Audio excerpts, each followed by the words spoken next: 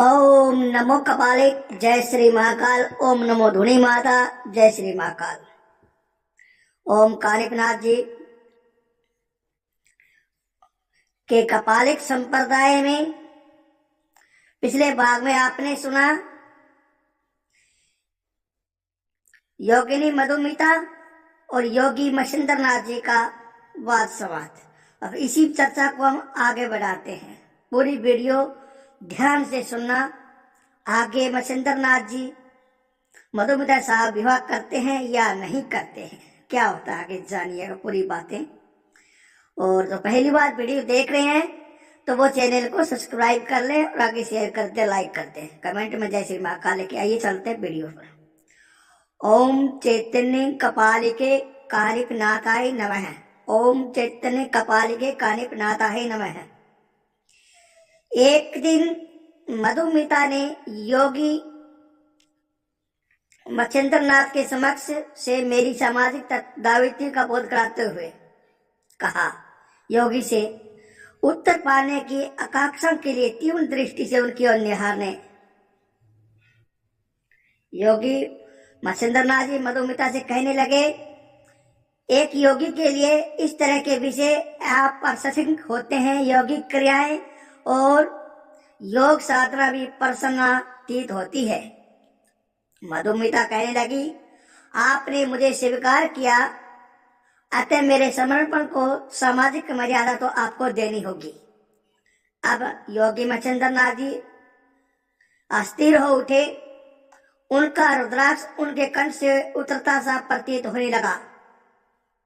उन्हें कुछ ऐसा आभास हो रहा था जैसे मधुमिता उनके कर्णों से कुंडल उतारकर उन्हें आसन से उठाकर उनका बागंबर लपेट रही हो और उनके खप्पर में सामाजिक संस्कार और वंश परंपरा का भिक्षादान कर रही हो। मधुमिता के इस संकल्पित प्रश्न का कोई उत्तर उनके पास नहीं था। कुछ अक्षण सन्नाटा रहा। योगी किंचित शांत हुए और उन्होंने कहा, मैं तो भोग में योग का अवचन कर रहा हूं। भोगात्मक योग साधन मेरा लक्ष्य है। तांत्रिक साधना में, कपालिक तांत्रिक साधना में सामाजिक परंपराओं का स्वीकृत प्रदान करने का प्रश्न ही नहीं। मधुमिता कहने लगी, मैं तो भोगात्मक योग की माध्यम और सहभागी नहीं बन सकती। योगी और भोग मेरा लक्ष्य नहीं है। सामाजिक स्थिरता प्राप्त करने का उपक्रम है। मुझे आपके तंत्र योग और तंत्र साधना से कुछ लेना देना नहीं है। वह योगी मच्छिंद्रनाथ की ओर निष्कर्षण प्रसन्न बनकर देखने लगी। यह संभव नहीं है, मधुमिता योगी ने लगभग पराजित होकर कहा।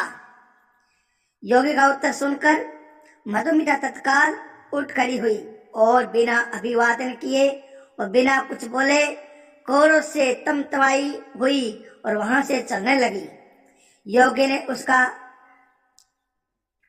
कपालिक योगी ने उसका हाथ पकड़कर उसे रोकने लगा प्रयास किया, किंतु मधुमिता जीवन की साधना करो और मच्छिंद्रनाथ जी को कहते हुए चले गई। अगले दिन पराते सिद्ध योगी मच्छिंद्रनाथ जी अपना बागंबर लपेटा, श्रृंगी शैली गुदरी सहेज ली और वहां से चल पड़े।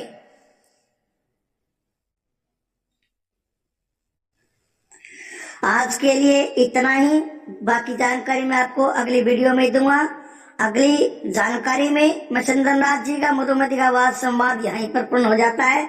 मधुमिता अपने घर को चली जाती है और मच्छिंद्रनाथ जी अपना सामान सामग्री उठा करके रमन में चले जाते हैं।